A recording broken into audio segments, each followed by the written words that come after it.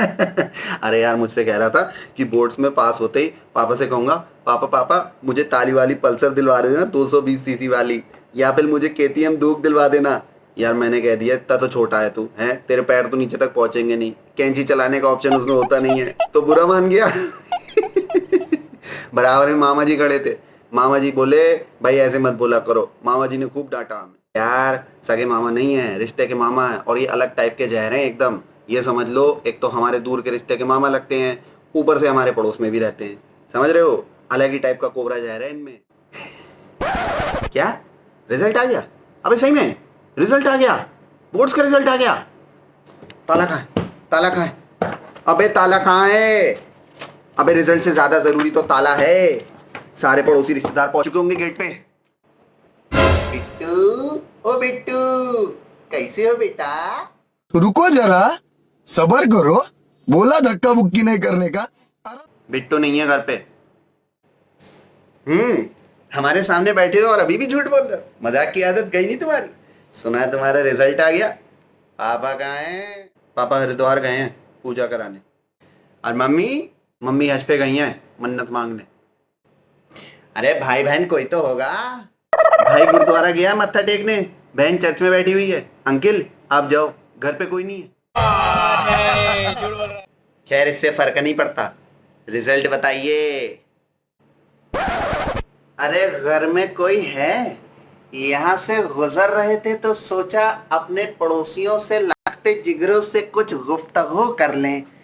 तो कैसा रहा आपका इम्तिहानी नतीजा बिट्टू? देख तो रहा हूँ 80% आए हैं। 80% सिर्फ? हमारे पड़ोस में तो शर्मा जी की बेटी के 84% आए हैं। आपको आज चुलबुली हो रही है ना, बड़ी खुशी हो रही है ना। मना लीजिए खुशी, मना लीजिए खुशी। ये जो हंसी चेहरे पे आ रही है ना साहब, जो मुस्कान आ रही है, wipe that of your bloody face. You got that? Wipe that of your bloody face. गुदगुदी हो रही है। हाँ? ओह सॉरी, 80% नहीं 85% है अंकल। 85% सिर्फ? सुनो भाई बिट्टू, हमारे पड़ोस में डेयरी वाला है, उसका बेटा है। रोज सुबह 4 बजे उठ के डेयरी के 85 काम निपटाता है, उसके बाद पढ़ता है। उसके भी 89% आए हैं। अरे सॉरी अंकल, मैं किसी और का रोल नंबर दे गया था। 85 नहीं 90% है। 90% सिर्फ? सुनो भाई, हमारे पड़ोस में ऑटो वाला रहता है, ना अच्छी शिक्षा ना अच्छी व्यवस्था, कुछ नहीं है उनके घर में। बड़ी मेहनत से काम करते हैं।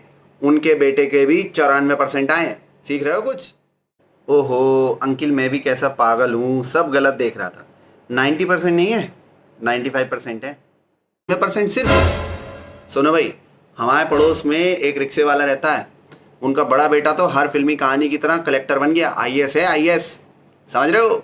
और छोटा बेटा गरीबी इतनी कि आज भी उनके घर में खाने को नहीं है, उनके घर में पहनने को नहीं है। छोटे बेटे का स्कूल में एडमिशन तक ना हुआ, फिर भी जब उनने बोर्ड्स का पेपर दिया उसके 95% नंबर आए हैं। रात को सड़क पे लाइट के नीचे बैठ के पढ़ता था वो।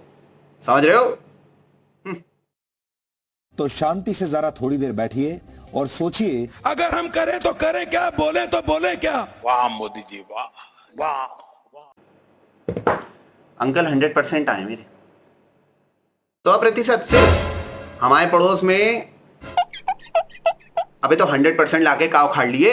आए शिकायत तो हम तुम्हारे पापा से करेंगे ही। क्यों खान साहब?